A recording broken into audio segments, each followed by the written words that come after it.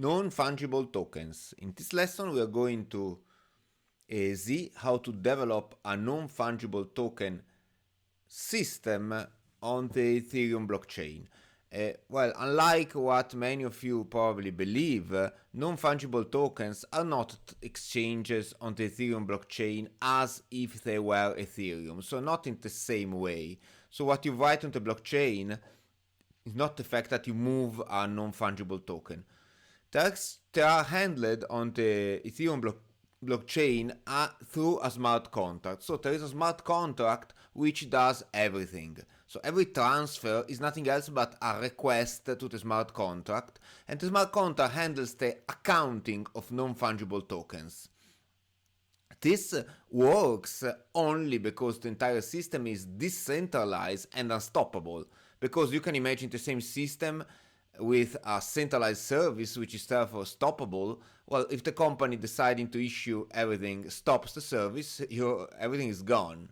Okay, here, since it is unstoppable and decentralized, it can never be stopped. So for you it doesn't matter that it is not done on the Ethereum blockchain, transferring the thing directly on the blockchain, but it's done through calls to the smart contract, because the smart contract will always exist. So we will learn how to build this smart contract which handles all the NFTs. The entire system is very, very similar to a smart contract which handles a new crypto token. It could be also a cryptocurrency on the Ethereum blockchain, with the difference that the crypto token is fungible. Therefore, it's somehow even easier. The NFT is not fungible, so it's a little harder because you have to keep track of each NFT. Finally, we'll see how they appear on Metamask, and you can transfer them through Metamask as if they were Ethereum. So you don't realize that you are interacting with a smart contract and not transferring them directly through the Ethereum blockchain. There are, as usual, some concepts which will need to be added, but we'll see them during the development. Okay, let's see. Okay, this is remix. As usual, I get a new file.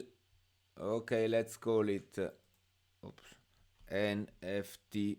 I call NFT2 because I have already an NFT. Okay, I increase the font size because otherwise. Okay, the first concept that we have to introduce now is the interface. What is an interface?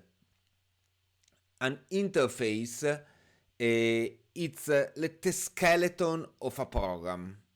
The skeleton, in this case, the skeleton of a smart contract. Let's see what it's about. ERC721 interface. Okay, let's see if I can get the interface. Is this the interface? Yes, this is the interface. So I get it. So the developer developed the interface, two interfaces actually, the ERC721 and the ERC721 token receiver. I don't need it, honestly. And also the other ones.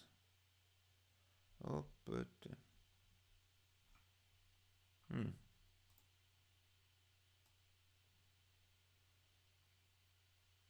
Okay, let's get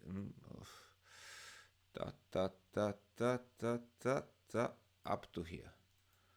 Copy. Ctrl V. Okay, here it is, the interface. So Pragma Solidity, I'm using Solidity 0.8, so larger or equal to 0.8.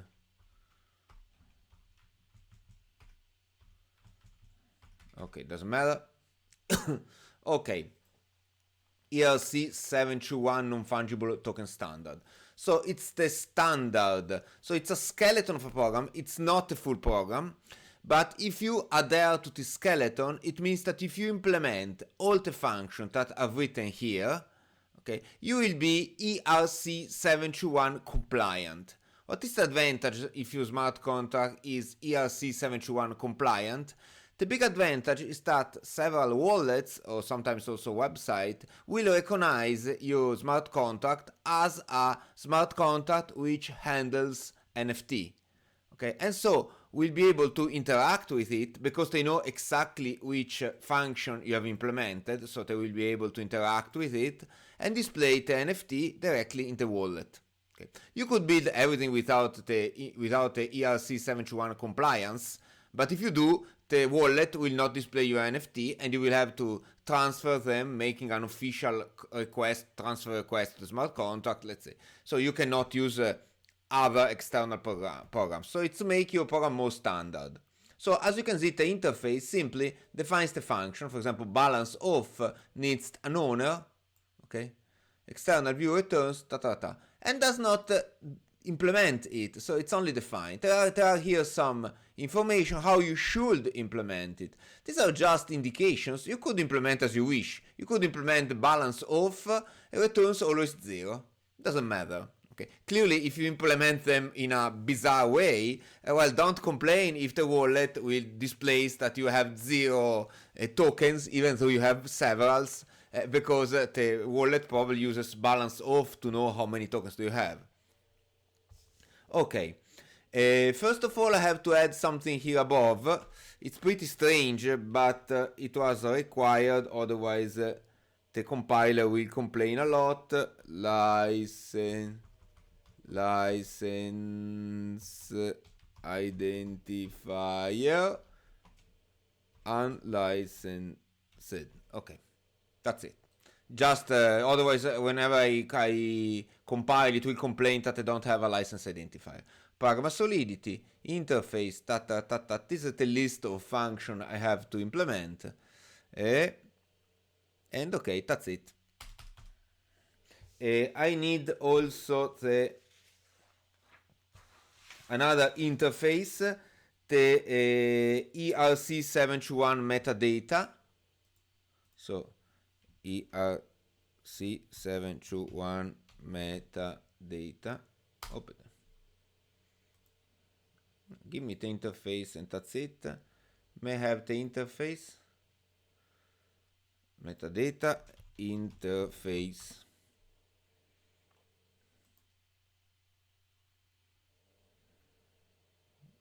Okay, this is the ERC. Okay. Token receiver, metadata. Here it is. Okay. So our program will be ERC721 compliant and also ERC721 metadata compliant. Open.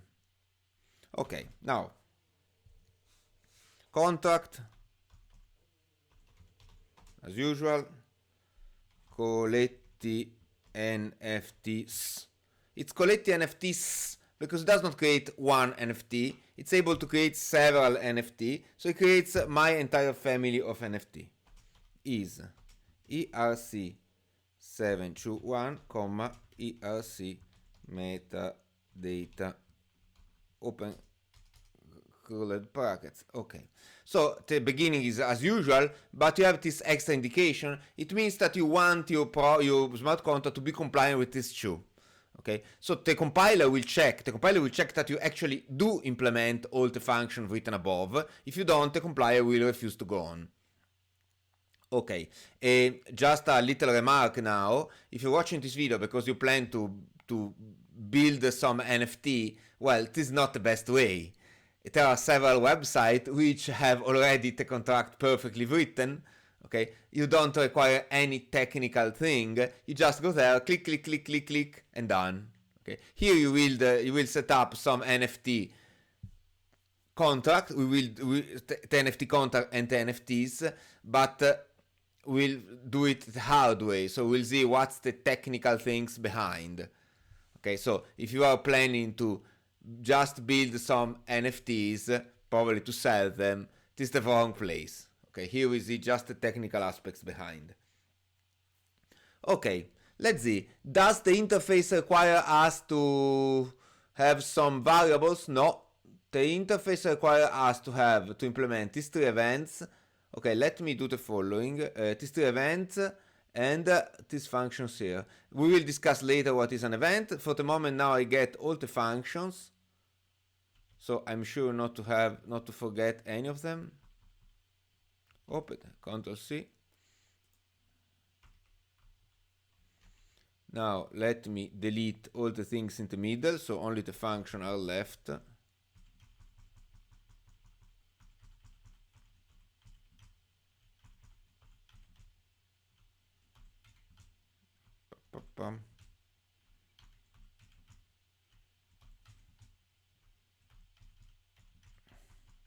Also the function of the interface. Okay. However, we need some information. First of all, string private. We need the name NFT name. This is the name of the NFTs. Okay. Well, I could set up during the construction of the smart contract, or I can just write it here. Coletti. And I suggest you to write the date, the time of the day in which you build it. That's because it will happen for sure that you will need to redeploy it several times, and then you will find a lot of NFT in your wallet and you won't understand anything. Okay, so okay, string the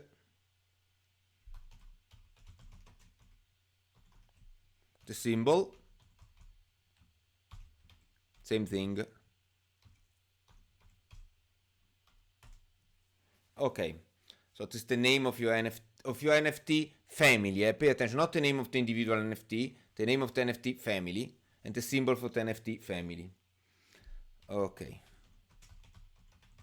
Another thing that you need for NFT typically is the URI. Okay. This time each single NFT will have its URI. The URI it's an internet address. Okay. It could be to an HTTP. I put it on my website, for example.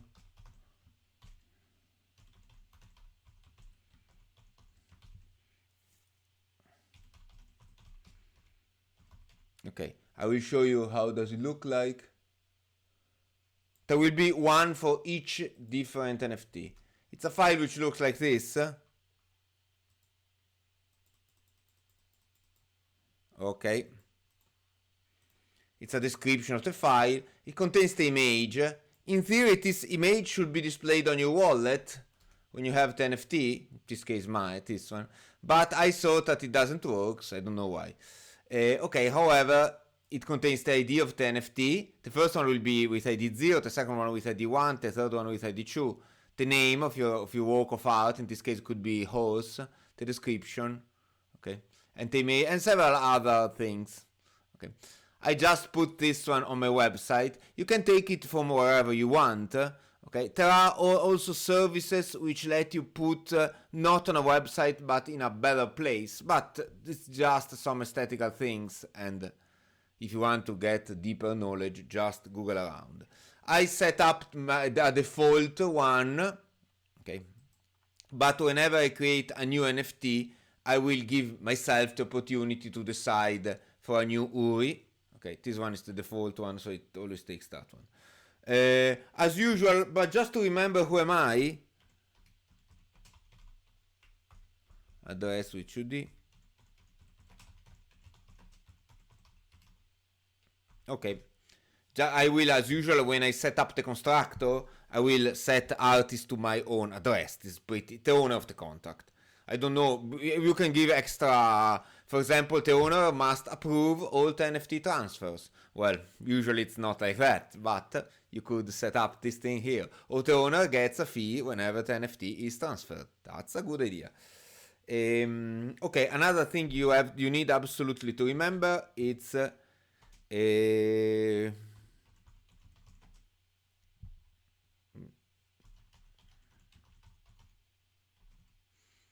number of tokens. Okay, how many NFT have we created? It is necessary to remember it. It's necessary to remember it because when you create a new NFT, you will need to increment by one its ID. Okay, each NFT will be identified by an ID. Okay, and finally, you need to know who is the owner of the NFT. So uint256 is the NFT, and address is the owner. So private token owner. Okay, and for each NFT I need also the URI. Please here plural. Okay, otherwise it gets confused with this function here, token URI. Okay, so this one is just a mapping, a dictionary, which connects the NFT, which is identified by a number, with the address of the owner. A mapping which connects the NFT with its URI. By default, I will always put this one, but I will give the possibility whenever a new NFT is created to give your own JSON file. Okay, for the moment we stop here. Okay, now let me see. There are three simple functions which can be implemented immediately. Okay, this one. First of all, we implement the constructor.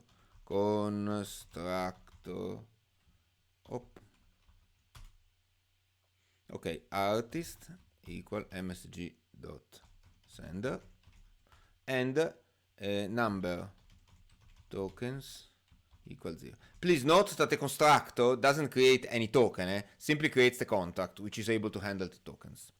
Okay, then this function can be easily implemented. Okay, the function name just tells me this name here, so pretty easy. Return a NFT name. Okay, I could set this name and this symbol directly in the constructor, but just this way I can construct just clicking. Okay. There is, however, a special thing you have to do whenever you implement an interface function. You have to write override. Override means that you are overwriting the previous definition of the function. So there is already a function name, it's here above. Okay. Even though we say abstract or virtual, so it doesn't have any implementation. Okay. You need to specify override because you are overwriting the previous one. Okay. And now it does something. Symbol, same thing.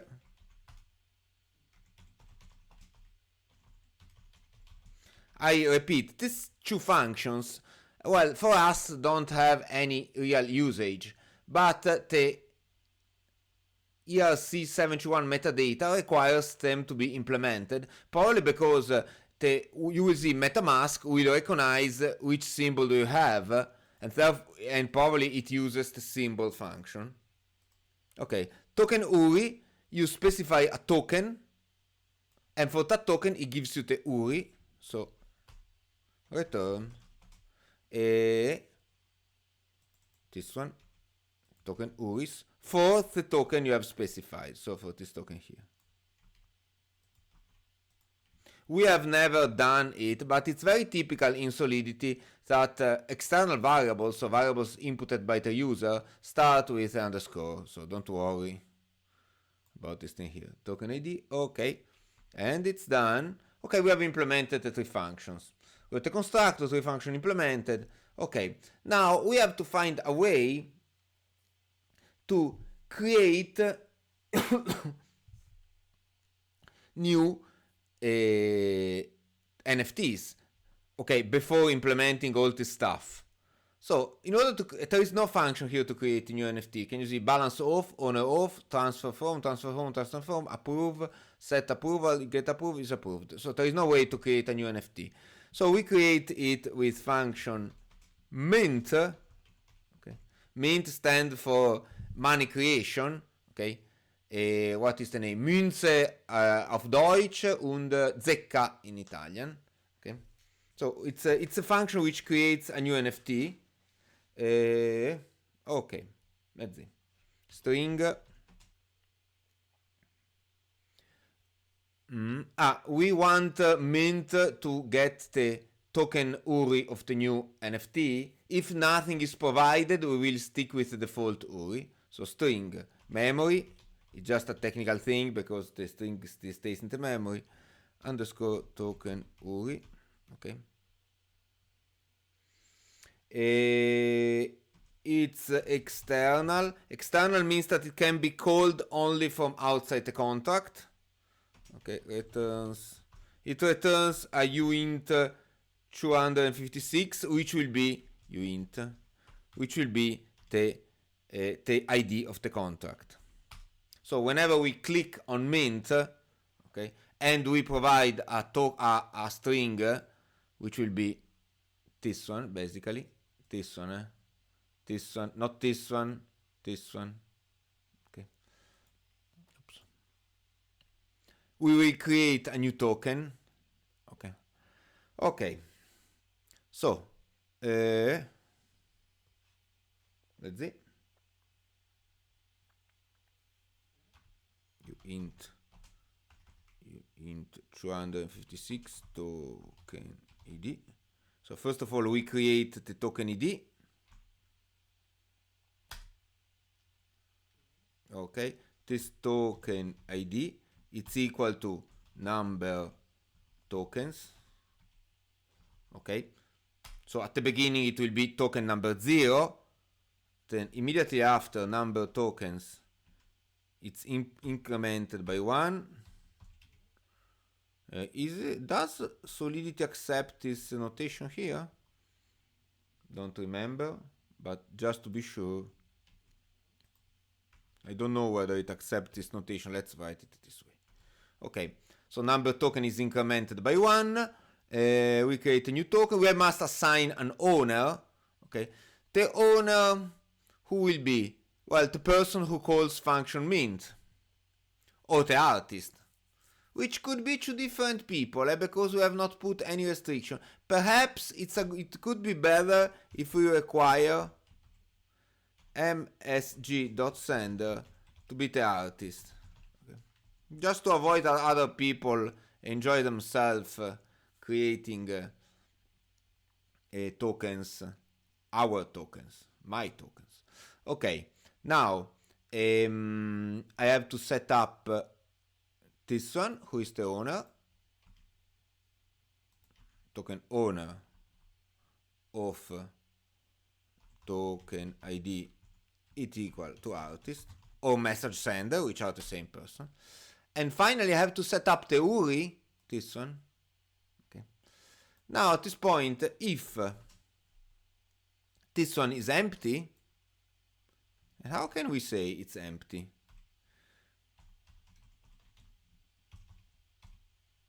Okay, let me put some parentheses.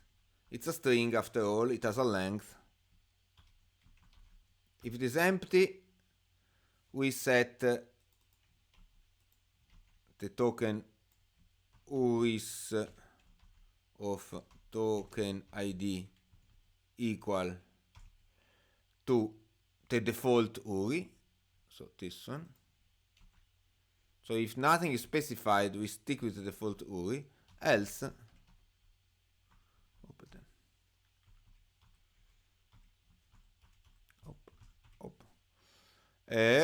else it's what the user has typed. Else we put what the user has typed. Okay, unfortunately, this one is not accepted for a string. Very sorry. This one is not accepted, and we must convert it to bytes first. Bytes. Just a technical issue. You cannot get the length of a string in Solidity. Okay, you must convert to bytes and then you can get the length. Okay, I think that for the moment everything is done. Yes, we have to return the token ID. Okay, done. Okay. Very well. Let's see. Okay. Let's see whether there are some possible problems if we are interrupted. Because, you know, sometimes for this function can be interrupted suddenly. If you are interrupted here, nothing changes. Here we are incremented the number of tokens, but the token doesn't exist. Who cares? Here we assign the token to a person. So first we increment the number of tokens, then we assign to a person, then we deal with its URI. Okay, yes, could work. Okay, function min. So the function min generates new tokens. We still have to implement all this stuff. You cannot even compile it without, unfortunately. Oh, this is an old contract. I try to compile it. Compile. Source file a different compiler version. Yeah. Compile. Okay, what's the problem? The semicolon. Forgot all the semicolons. Compile. Identifier not found or unique. What's the... Okay. After 3 hours, I found out that it's 721 here. Okay. Compile. Oh, a ton of other problems. But these are due to the fact that the interface is old. So bytes, memory.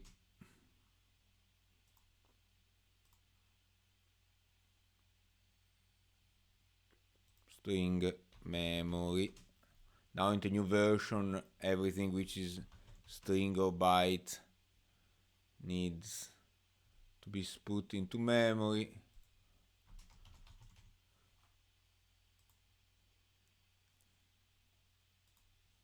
Memory.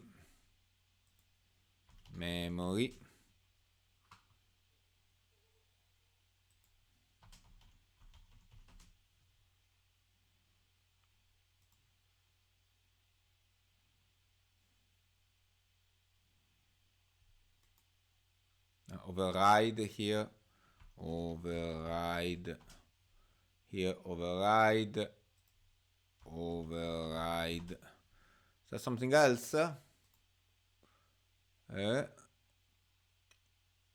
Require message sender equal artist. Okay, and now we get to the real error. Contract collecting NFT should be marked as abstract because I don't implement all the functions. Okay, and if I write abstract, does it work? Expected. Okay.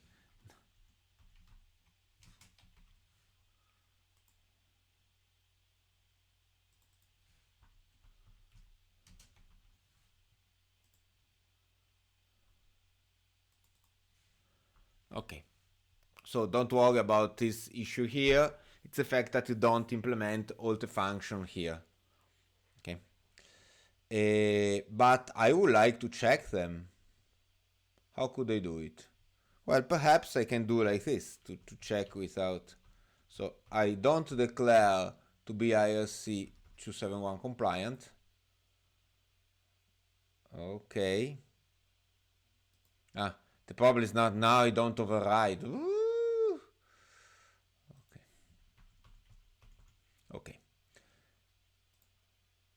Okay, in order to check whether it works or not, we do this dirty trick.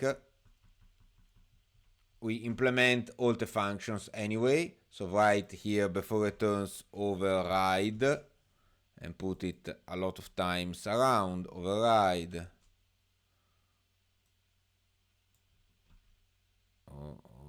Okay. Put it here at the end.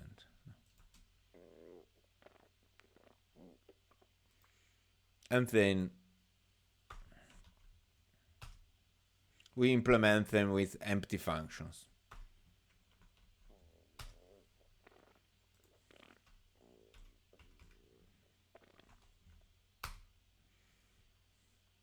I decrease the font size, otherwise I don't even fit.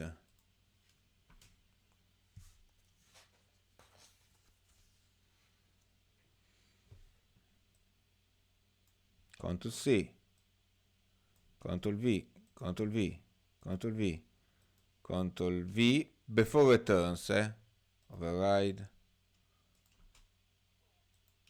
Okay.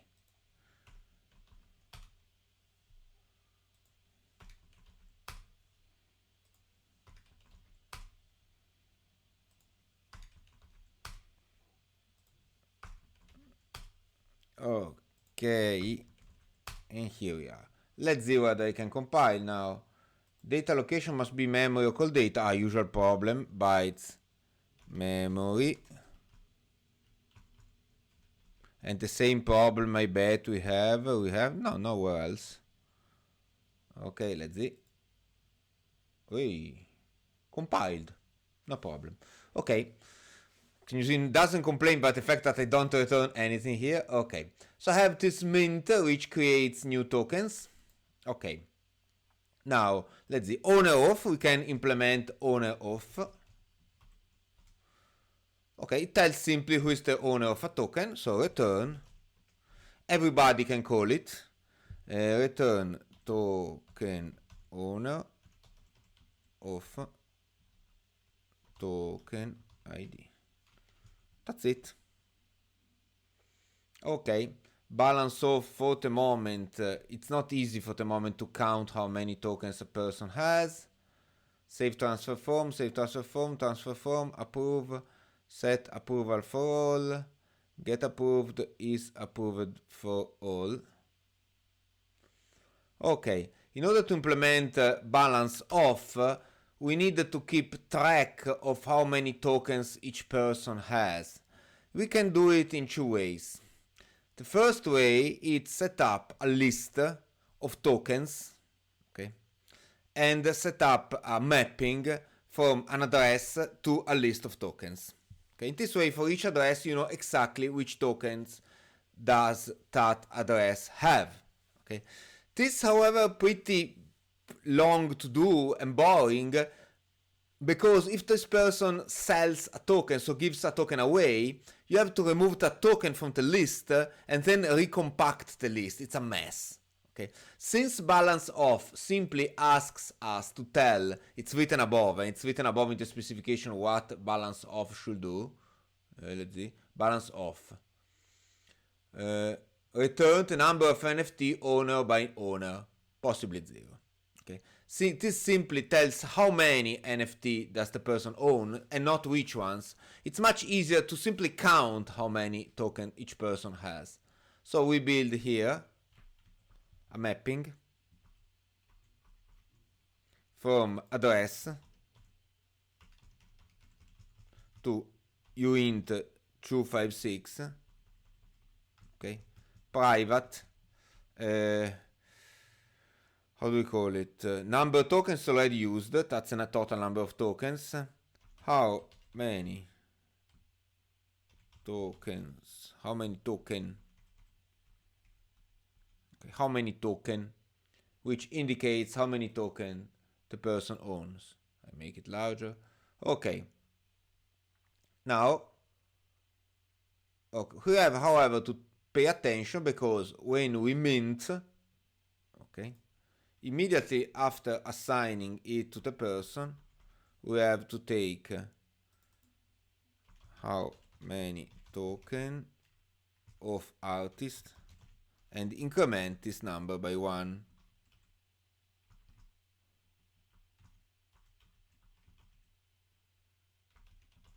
Okay.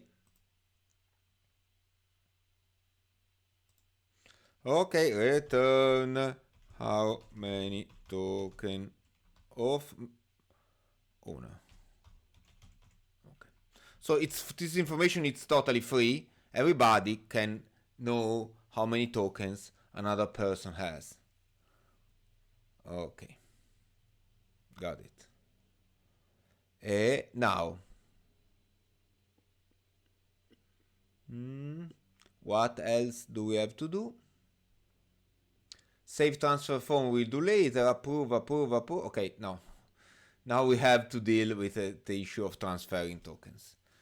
So, transferring tokens from a person to another one. we have three functions here which transfer token, is three, okay, approved at least for other usage. So transfer from an address to another one, a certain token. If the token doesn't exist, it fails. Okay. If from is not the owner of the token, it fails. If sender is not from, it fails. Okay. So there are several situations which can fail. Okay. And if everything is correct, it transfers the token. This one and this one do exactly the same with an extra addition check that this one checks also that it's safe. Can you see? Checks also that the address which receives the token, so the to address, okay, is either a user address or in case it's a contract address, it's an address which is able to handle NFT. Okay. Because if you send the tokens to another, the NFT to an address which is not able to handle them, and it's the address of a contract, there is no way to move it out. Okay, so that's why it's called safe.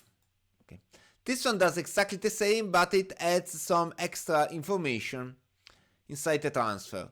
Perhaps just a receipt or whatever you want. Okay, we will not deal with it. I tell you immediately. Okay. So all three rely on the fact that you must transfer. So if you don't mind, and even if you mind, I build a function, let's say a function for myself, so I start with underscore, called transfer.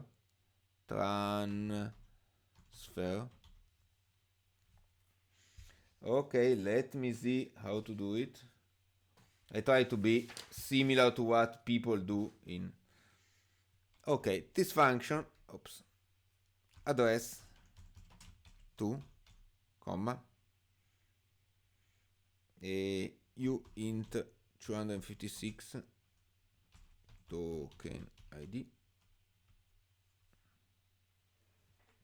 If you see me moving the head, it's because I have the camera in front, obviously. Private. The reason why you see me straight in the face is because my camera is exactly in front, in the middle of the screen. Okay, very well. This is to transfer the token. Let's write a comment. This function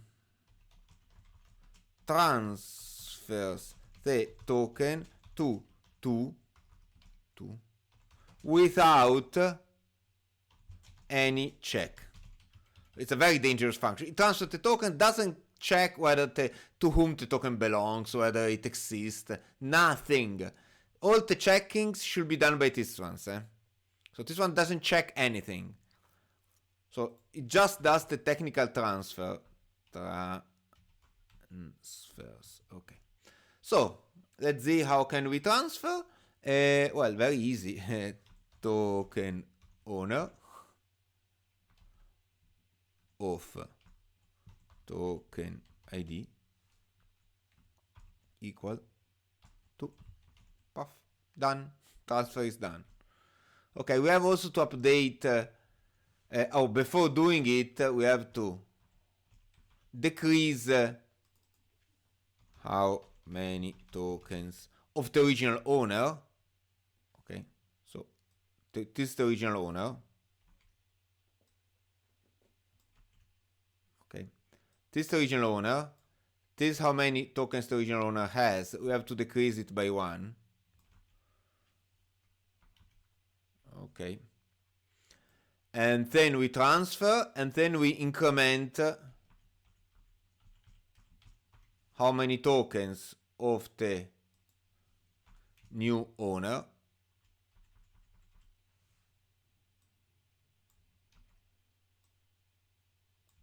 We increment by 1. Okay, we decrement it, transfer, increment the other one. Okay. Okay, fine.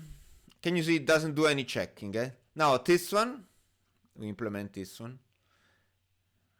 You could ask me, why don't I write this code directly here inside, and then from here and here I call this one?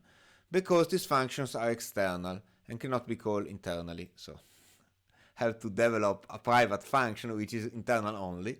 Here, I will need a lot of require, which we will write later. After all the require, I can transfer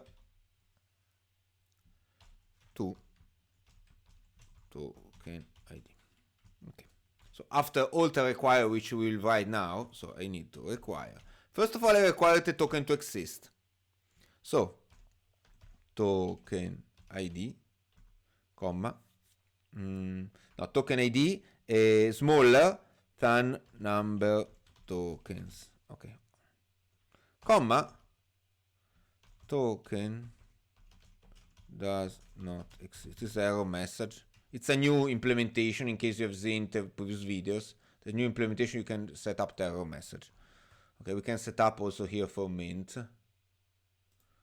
comma, you are not the artist. Okay.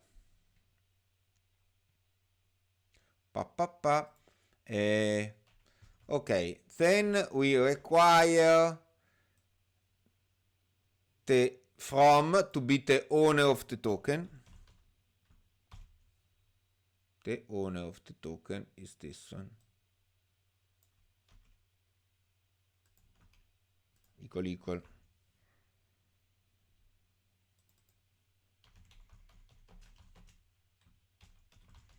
Okay.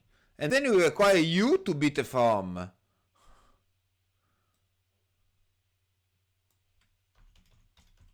So the person who gives this command, you are not authorized. Okay. So the person which gives this command must be, so the person who gives this command, the message end, must be the from. Okay. Okay. And why do I separate these two things? Well, you will see later, because later on I will develop a system which gives permission to others to move your own tokens. If all these three hold, we can move the token. Okay, here it is. Okay, when you move the token, it's polite to inform people or programs which may be listening on the blockchain for this kind of movements in order to update their graphical interface. How can we inform these things, this kind of programs? Well, we can inform this kind of program with an event. We have not seen them. The events are these things here. There is the event transfer. This emits when ownership of any NFT changes by any mechanism. We also have to emit it when it's created. Okay. So we'll delete it now for the moment. How do we deal with it? Sorry, we don't emit it here actually. We emit it here. So after it's effectively transferred.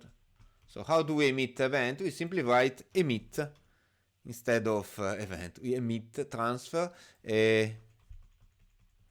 From, do we have the from? No, but the from is the original owner to and token ID. We have here to put the original owner, but we have lost it. So better address original owner equal. It's better to write the original owner here. So we remember, at least inside this function, we remember who is the original owner. So we emit from the original owner to the token ID. So this is just useful to an event is useful to inform programs which may be listening to it that something has changed, so they have to update their accounting system. Okay, we will do also the same thing when we mint. Where is the mint here? Here. Before returning, emit transfer. In this case, original owner is address 0. So address 0. You could write 0x00000. I think it's 40 zeros. Okay, or much simply like this. The token ID is this one. And 2, it's the artist, because in this case only me can mint. Okay. Very well. Now, this on the transfer form, I copy everything, and I copy exactly the same here and here. Why I should also implement here the checking that the address to which I am transferring be either a user address, or if it is a contact address, be a contact address able to handle NFTs. Okay, there is a way to do it. There is the function isContract. However, it's pretty technical, boring, and long to write. So we actually don't do it. So it's not safe, this one. Okay, but as I told you before, the important thing is that these functions are somehow implemented. Then it's up to you. If you make a wrong implementation, something will not work properly. For example, in this case, I will be able to transfer my contract, my NFT to an address which is not able to handle it, and goodbye. Okay, so but who cares? So, but let's write a note. We do not implement the safe part. Check that too is either a user's address or a contract able to handle NFTs. Okay, same thing here. And here also we do not implement the data part. So here I honestly don't know what to do with this data part here. Okay, let's see if there is something written above. Save transfer form.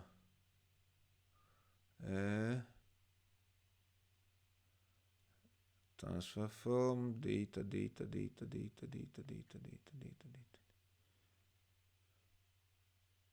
This works identical to other function with an extra data parameter.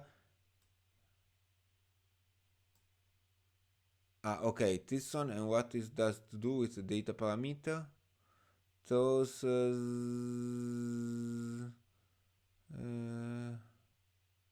data additional data with no specified format. Send in call to to. I should send to an address, but I don't. I am lazy and I don't want to do it. Okay. Let's see, we have implemented all the functions that we need. There are still these 4 functions which needs to be implemented, but they are not necessary for the moment. We can go on with everything. Let's see first of all whether it compiles. I guess a usual error. What's the problem? Expect a semicolon. I always forget the semicolons after years and years of Python. Or is another mistake? Address original. No, here I cannot do something like this. I have to split original owner. Okay, that's it. Undeclared identify. Do you mean how many token? I think it's, or no, how many tokens?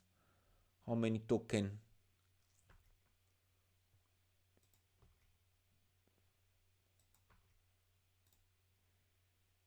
How many token? Okay, it compiles. Miracle. Okay. Let's see now.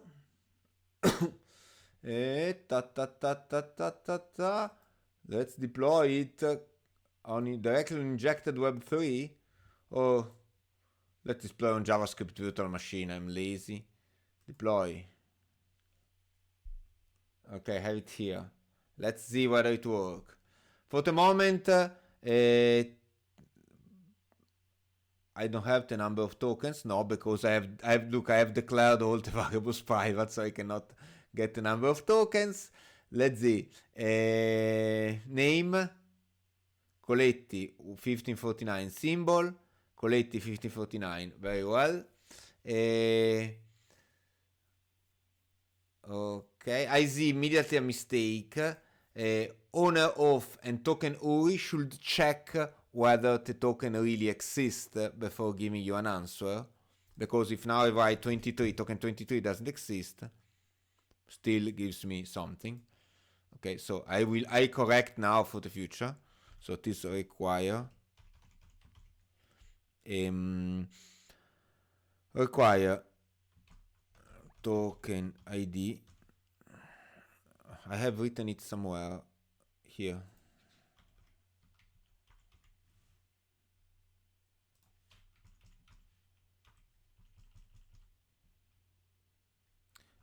Balance off doesn't matter. Owner off and which one? Token URI also needs to be. Okay. It's also written above. If you look, can you see? Throws if token ID is not a valid NFT. Okay. So now let me trash this one. Since I'm on JavaScript virtual machine, who cares? No, I don't have to redeploy it. So I go here, compile again. Warning, unused function parameter. Data. I didn't use data. Okay. What can I do? I don't know what to do with it. Okay. So deploy on JavaScript virtual machine. It's here. Now if I ask owner of 23, it just fails. Revert. Can you see the transaction has been reverted? Okay, very well. Name, Coletti, symbol, Cole, okay. Now, first of all, I mint. I don't specify any URI. I mint, that's it. Let's see now.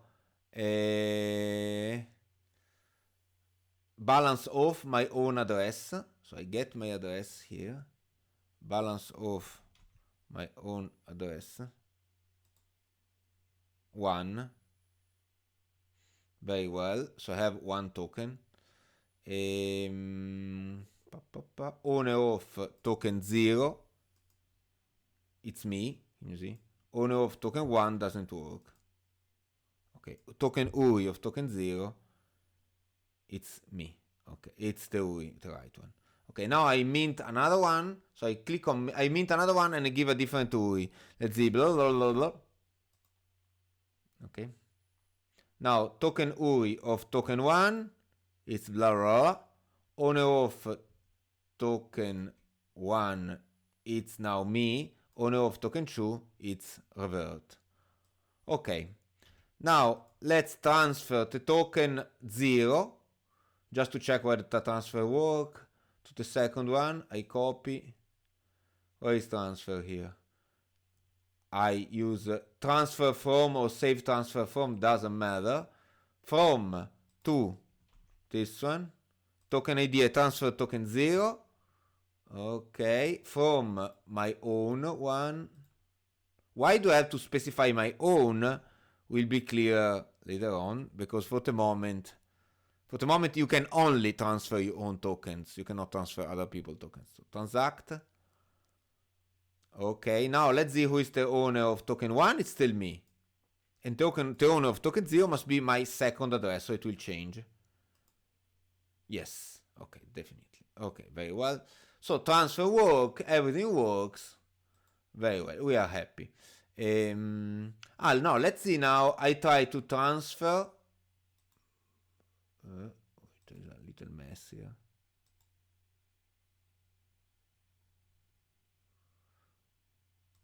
Okay, I try to transfer again token 0.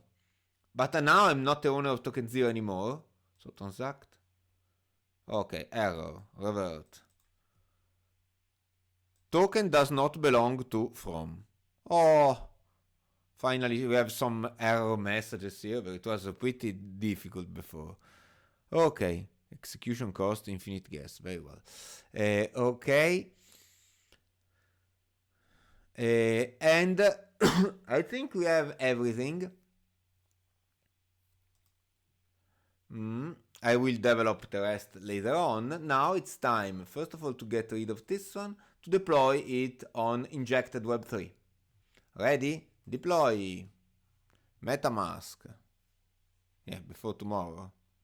Confirm. Okay, 0x80 is my address.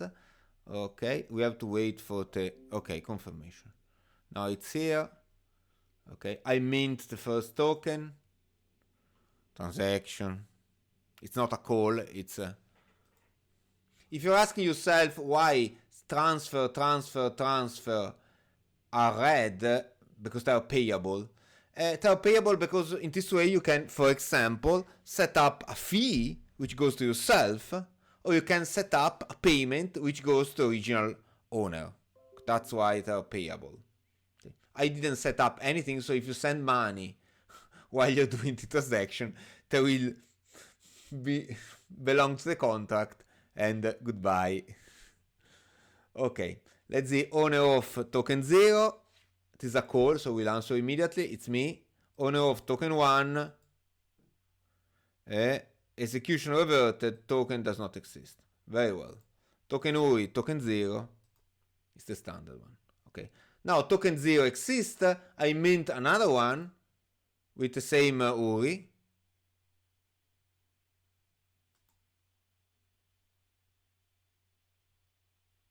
And I mint another one again with the same URI. So I have now 3 tokens, all in my address.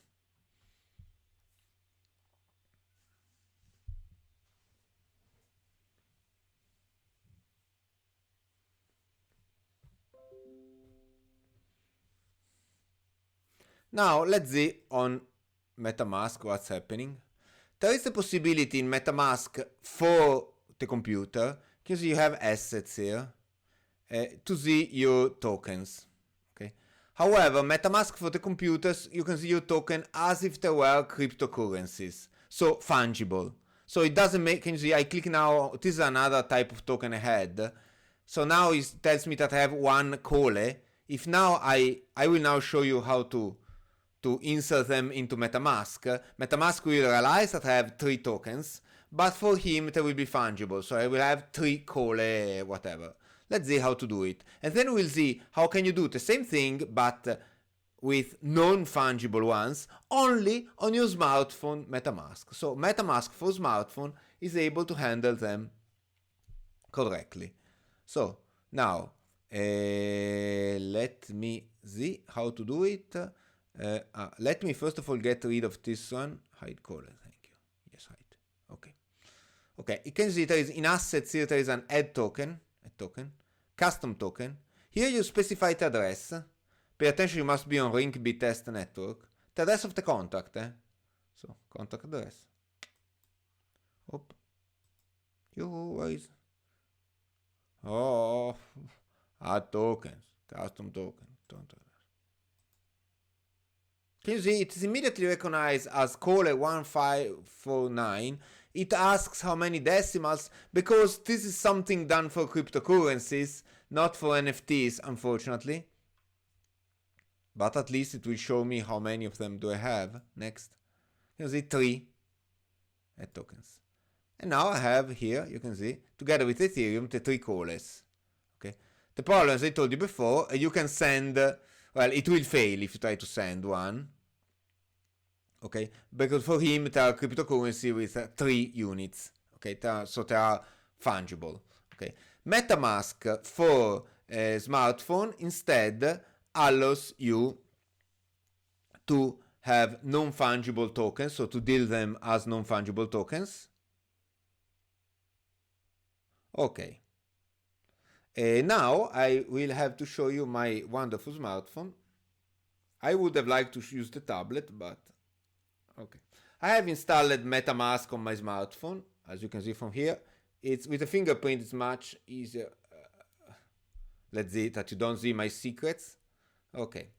Can you see Metamask for the smartphone? Oh, we can just enlarge it to full screen.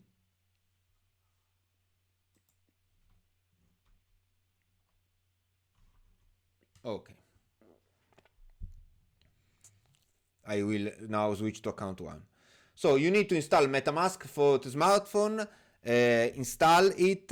Remember to get the famous 12 words so that you have exactly the same account, because if you have another account, it's pointless. You get the 12 words from here. Where is it?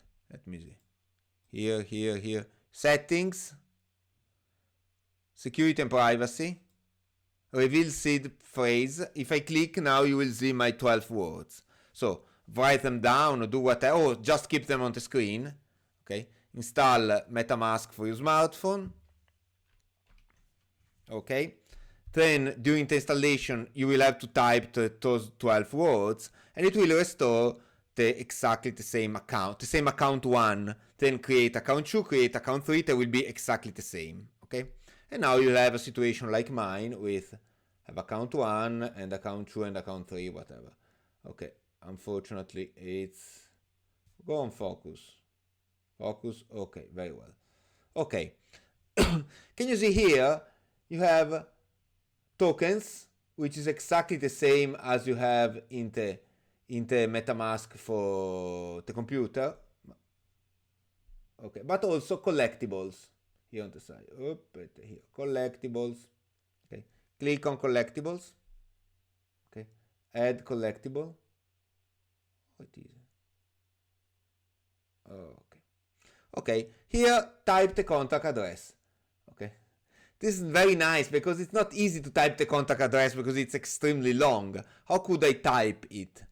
Well, apart that you can take a picture of your computer screen and use a Google Lens, for example. Okay, but there is a better way to get your contact address. You go back to your account. You go here on the 3 lines, and you choose transaction history. Okay. The last interaction you did was with a smart contract because you just minted them. So open. Okay, view on Etherscan.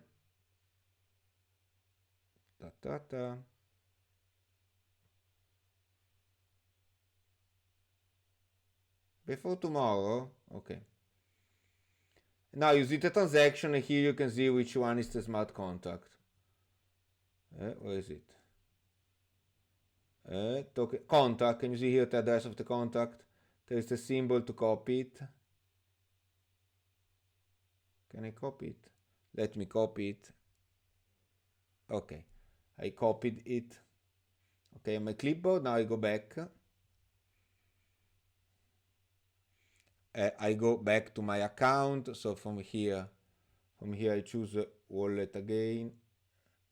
I choose add collectible, address,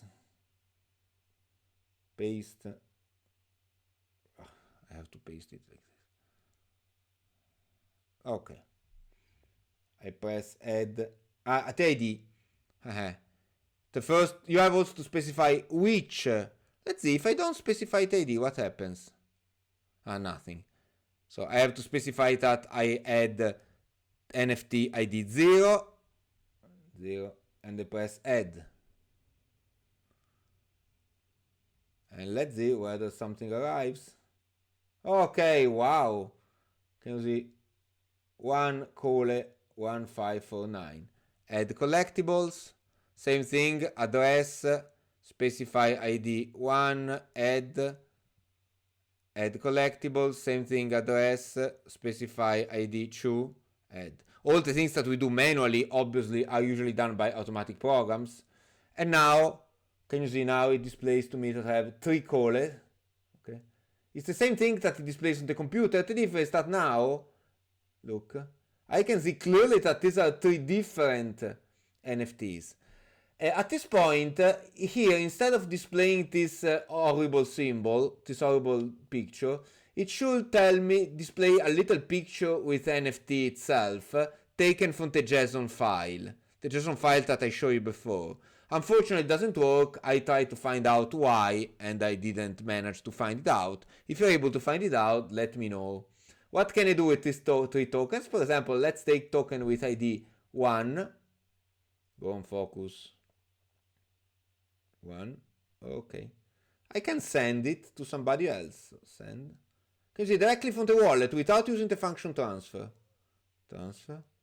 I send to my account 3. Okay. Next. Oh, why to 3? To 2, let's see. Okay, now it's 3, and let's keep it 3. Next.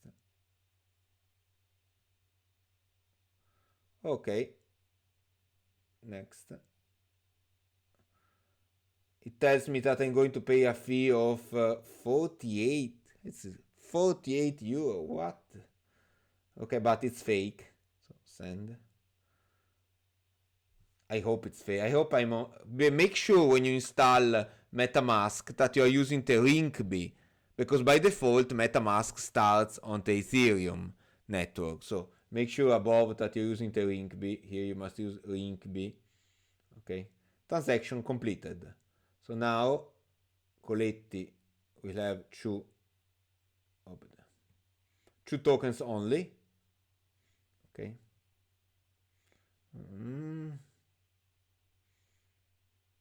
Consider that now I go to account 3. I know that I seem dumb, but it's because everything for me is vice versa. Okay, this is the old one. Another, this, as usual, I have to manually edit, which is pretty boring. It was token 1, add. Okay, here it is, arrived. If you try to add a token which is not yours, let's see what does it say. Now I try to add token 2, I'm on account 3, so add collectibles, address, paste, token 2. Okay, it's not mine. Metamask uses owner of. You see, you're not the owner of this collectible, so you can't add it. And if I try to add token 5, which doesn't exist, doesn't even tell me that doesn't exist, so cancel. Okay, now I have my. Now you understand why I suggested you to insert the time here, because you will do several and several and several attempts. And so since this one cannot be deleted, I don't know why, for MetaMask for smartphone cannot be deleted, so there is no way for me to delete it, to get rid of this other NFT that I have. Well, yes, I can delete it in an easy way. I can send it to somebody else and it's not my problem anymore. Okay, so the big advantages here, the advantage of using the ERC 751 standard is that you can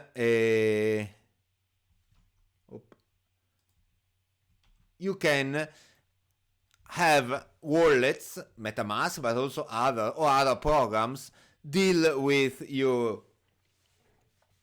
tokens, with your NFT, as if they were Ethereum. So you can send it around directly on the Ethereum blockchain without even realizing that you are interacting with a smart contract. When I click send, it interacted with my smart contract, calling save transfer from this one, okay, which call this one.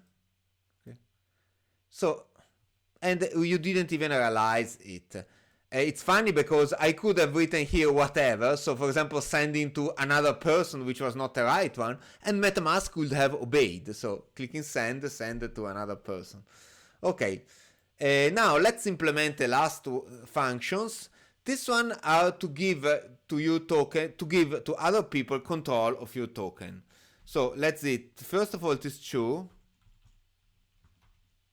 So approve and get approved. Okay, approve, you assign to a single token a sort of manager, a person who will be able to handle it. This is the manager and this is the token. Okay. So first of all, the token must exist. Okay. So first of all, the token must exist. Okay. Then the token, the owner must be you, or you must be the manager. So let's build up a little data structure to store the manager data. Mapping you int 256. Address. Private.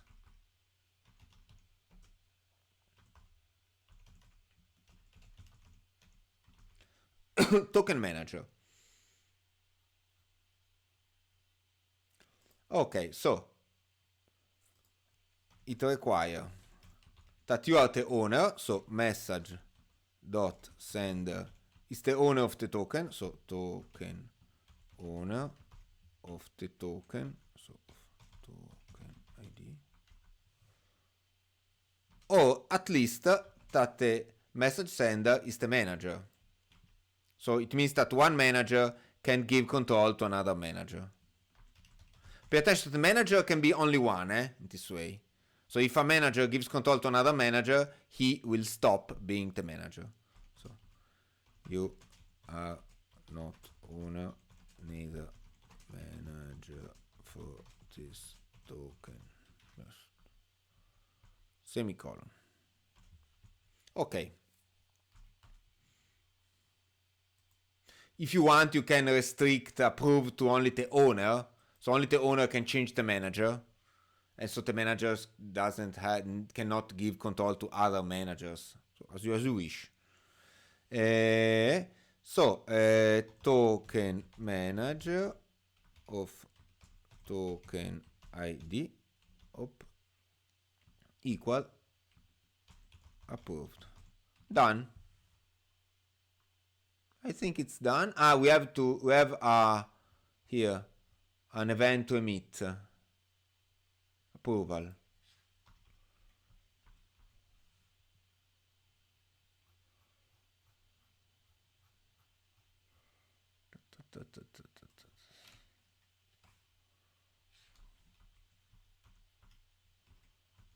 Emit approval. The owner, we'll see later who is the owner. Approved, it's approved. Token ID, it's token ID. And the owner, we have to get the owner, which is this one. Okay. Okay, we emit approval and we are satisfied. At this point, however, we have another person which can handle tokens. Okay, so we need above to fix. So with this thing here. So for example, here transfer. Can you see? You're not authorized to move this token. We need to change it. I will comment so it remains. We need to change it with the message sender is the owner, or the message sender is the token ID. You're not owner, neither manager, because now also the manager can handle it. The same thing here.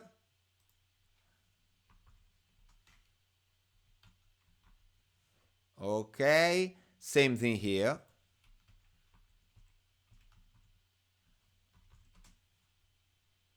Okay, here we don't check anything.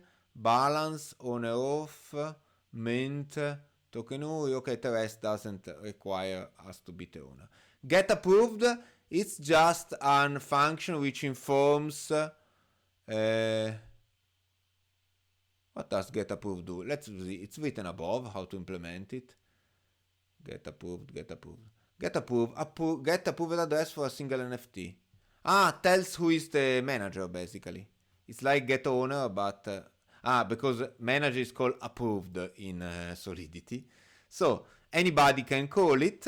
It simply returns. Only the token must exist otherwise, and it return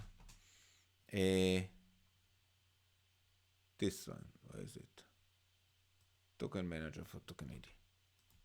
Okay, done. Okay. Something a little more powerful, set approval for all. Here you will insert, let's say, a global manager, so a person who is able to handle all your tokens. Why should you do that? Well, because for example, you put your token on a marketplace, and you still remain the owner of the token, but you give the marketplace the possibility to act on your behalf. And for example, on your behalf of all the tokens, you don't want to give token by token. Okay, so let's do it. We need another data structure, which is this one. It's an address. So you give basically your address in the hands of another address. So instead of token manager, let's call it owner manager. The other one will behave as if it were you. Okay. And so, first of all,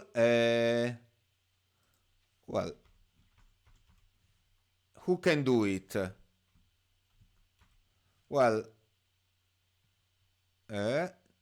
let me see. Okay, no, everybody can do it for himself. So I don't think there's no require here. Everybody can do it, it's automatic for himself. So, owner manager of yourself, so msg.sender, it's operator. Okay.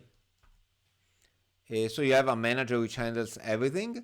There is bool approved. If approved is true, so if approved, this is set like this. Else, oops.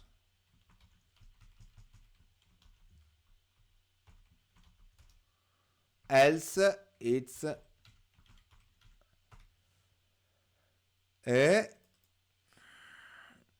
address 0. You set as nobody.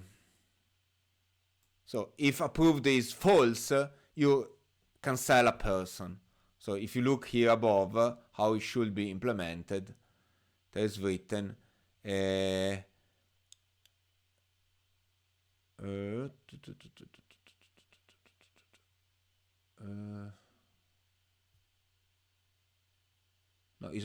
get approval. What is set approval for all? Enable, disable approval for a third party to manage. Enable or disable. So if the bool is true, it enable. If the bool is false, disable. Okay, it must emit approval for all event. So we must take the event, emit it.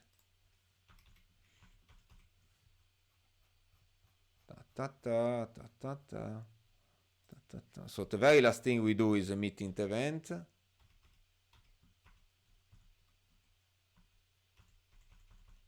Emit. The owner is message.sender. Operator and bool. Okay. And now we must send a owner manager of message.sender.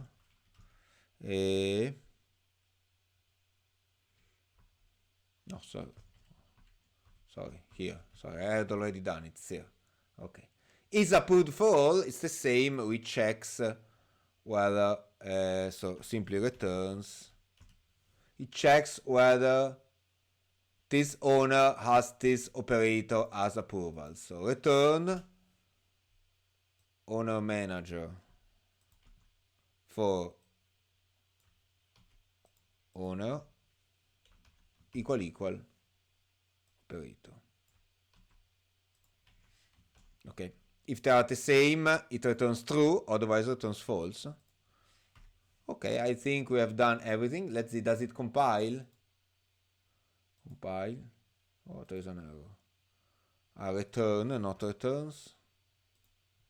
There's another error. If approved with one A only. There is other 2 tones of error. Message sender equal, and I will equal. There is another thing we have to fix here. I will fix it soon. So as soon as I fix all the I am a disaster with these equals. Okay, there is another thing I have to fix. Once somebody is the owner manager, the person can also transfer. So I need the transfer from. You need either to be the owner, or to be the manager, or to be the manager of the address. So,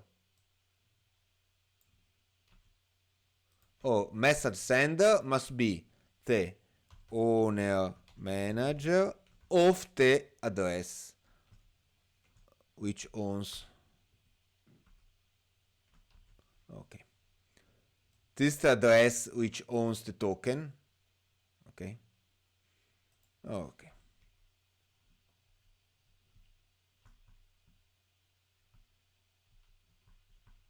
Let's copy this tree, and so we have all exactly the same thing.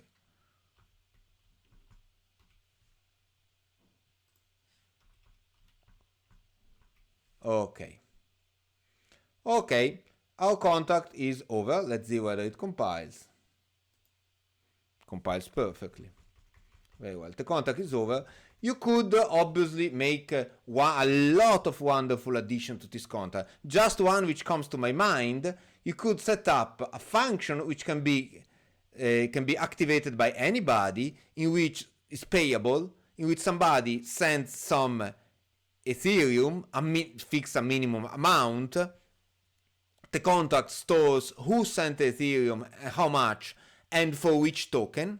Okay, and now the owner of that token can respond with yes, and in this case the money goes to the owner and the token goes to the person who made the proposal, or can answer with no. In this case all the data are deleted, or after, so two possible answers from the owner side and one possible reaction from the original proposer side. If too much time has passed, the original proposer can withdraw the proposal and get back his money. Everything, and perhaps with a little fee which goes to the artist. Just okay. Goodbye.